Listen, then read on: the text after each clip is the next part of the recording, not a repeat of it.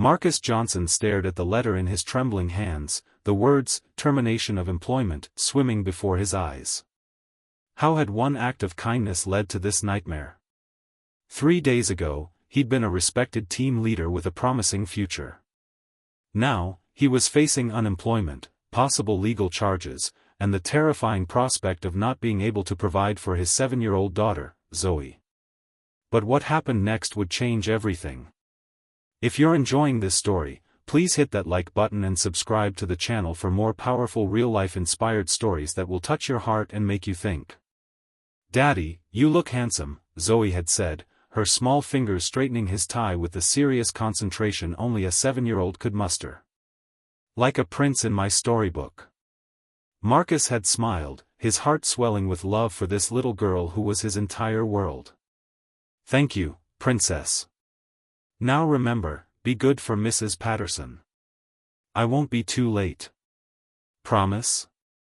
Zoe's large brown eyes, so like her mother's, had looked up at him with complete trust. "Promise," Marcus had replied, kissing her forehead. "Daddy always comes home to you." The company event was held at an upscale downtown restaurant with an open bar, something Marcus had been wary of from the start. He nursed a single glass of wine throughout the evening, making small talk with colleagues and trying to appear engaged while mentally counting down the minutes until he could leave.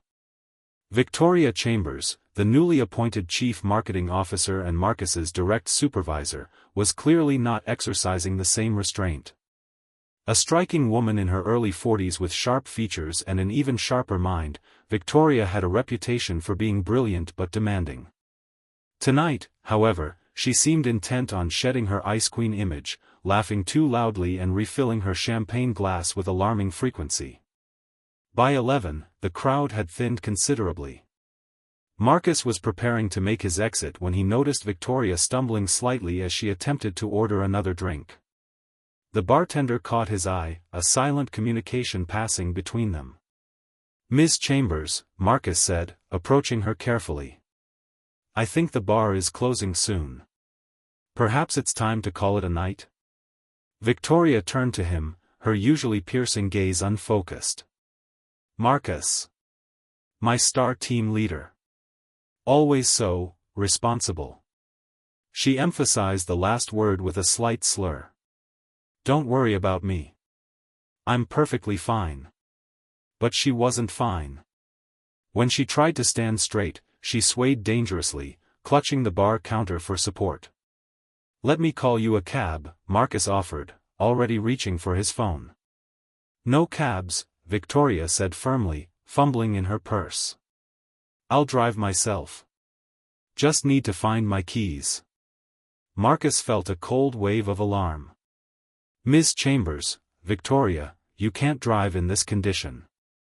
It's not safe." "Don't tell me what I can't do, Johnson," she snapped, a flash of her usual authority breaking through the alcohol haze. Then, more quietly, "I can't leave my car here overnight. Board meeting tomorrow morning. Early." Marcus hesitated, weighing his options. He could insist on a cab, but Victoria was stubborn even when sober. He could call someone else from the company, but most had already left, and he didn't know who she would consider a close enough friend for this situation. Or, "I can drive you home," he heard himself say. "In your car. Then I'll take a rideshare back to get my vehicle."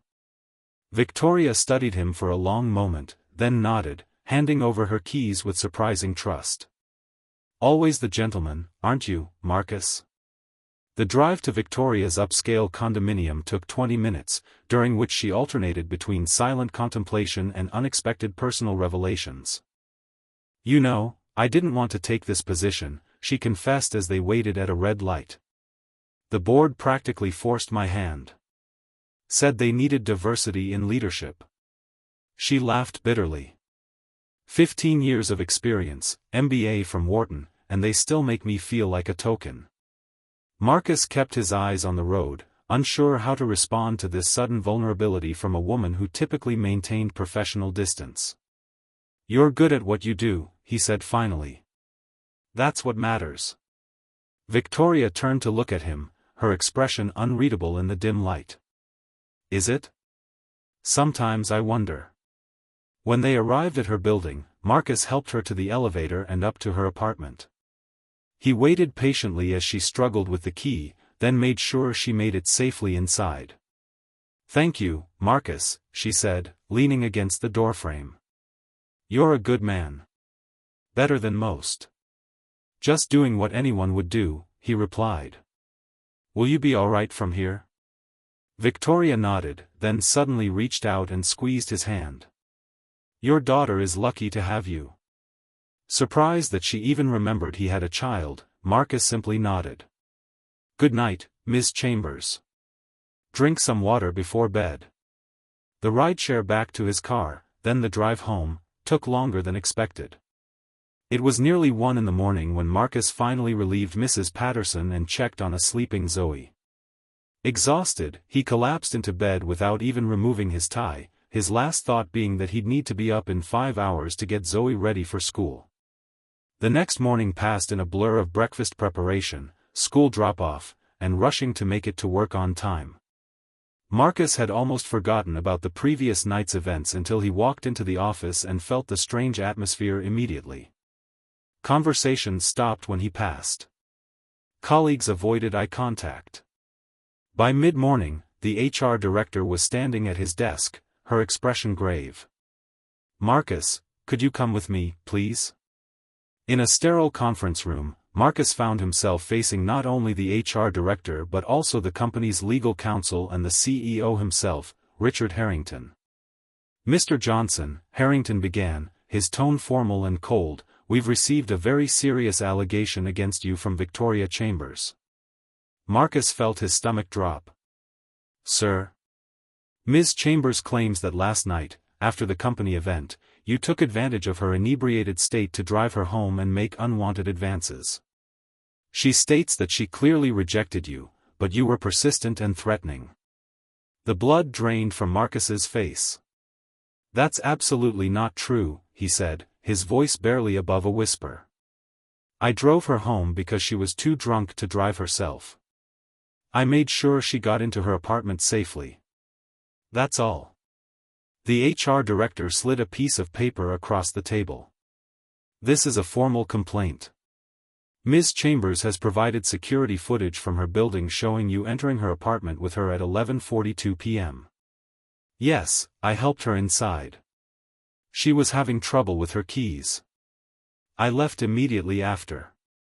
"That's not what she's claiming," the legal counsel interjected. "And given the power dynamic between a CMO and a team leader, this is a very serious matter." Marcus felt the room spinning. This couldn't be happening. "Check the footage again. You'll see I left right away. I took a rideshare back to my car. I can show you the receipt on my phone." "We're conducting a full investigation," Harrington said. "But in the meantime, we're placing you on administrative leave, effective immediately. Please surrender your company ID and laptop before leaving the building." "Sir, please," Marcus said, desperation creeping into his voice. "I'm a single father. I need this job. I would never." "That will be all, Mr. Johnson," Harrington cut him off. "We'll be in touch once the investigation is complete." The next 3 days were the longest of Marcus's life. He couldn't sleep, barely ate, and struggled to maintain normalcy for Zoe's sake. How would he pay rent if he lost his job? What if Victoria pressed criminal charges? Would anyone hire him with such an accusation on his record? The questions tormented him endlessly. On the 3rd day, the letter arrived. Termination of employment. The investigation had concluded that while there wasn't definitive evidence of harassment, the company found his lack of professional judgment in driving Victoria home to be grounds for dismissal. Marcus sat at his kitchen table, staring at the letter until Zoe's voice broke through his despair. "Daddy, why are you crying?" He hadn't even realized tears were streaming down his face. Quickly wiping them away, he forced a smile. "Just grown-up stuff, baby. Nothing for you to worry about." But as he tucked Zoe into bed that night, the weight of his situation crushed down on him. His savings would last 2 months at most. Then what? The doorbell rang at 7:30 the next morning. Marcus, who had finally fallen into a restless sleep around dawn, stumbled to answer it, expecting perhaps a package delivery. Instead, Victoria Chambers stood on his doorstep, looking nothing like the powerful executive he knew from work. Her face was pale, her eyes red-rimmed, her usual immaculate appearance replaced by simple jeans and a sweater. "May I come in?" she asked quietly. Too shocked to refuse, Marcus stepped aside. Victoria entered his modest apartment, taking in the children's drawings on the refrigerator, the worn but clean furniture, the school photos of Zoe prominently displayed. "I came to apologize," she said, turning to face him. "And to try to fix what I've done."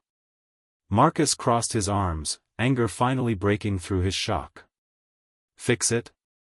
How exactly do you plan to fix ruining my career and potentially my life?" Victoria flinched at his tone but didn't back down. "I lied," she said simply. "About what happened that night.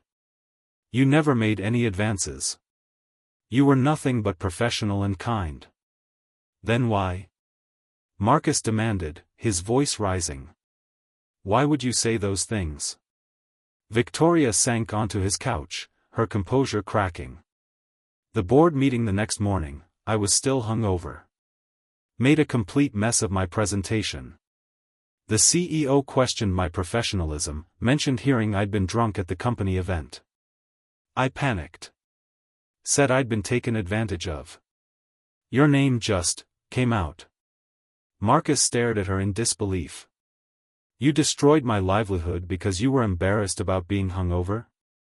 "It was more than embarrassment," Victoria said, her voice breaking. "It was fear.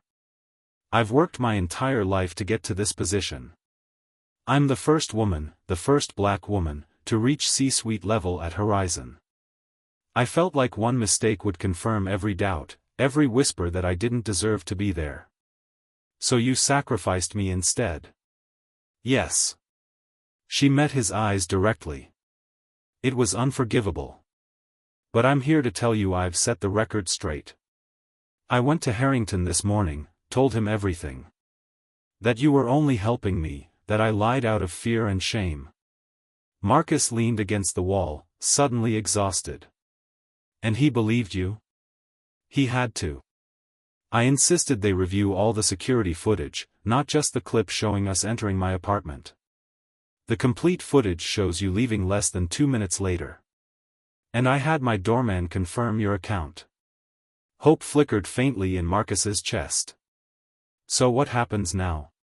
"You'll be reinstated immediately, with back pay and a formal apology from the company. I've also submitted my resignation." "You're quitting?" Victoria nodded. "It's the right thing to do. I can't continue in a position I obtained through merit and then defended through lies. Especially not at the expense of someone like you." A small voice interrupted them. "Daddy? Who's the lady?" Zoe stood in the hallway, still in her pajamas, clutching her favorite stuffed rabbit. Victoria's expression softened as she looked at the child. "Hello, Zoe. I'm Victoria. I worked, with your dad." Zoe approached cautiously. "Are you the reason Daddy's been sad?"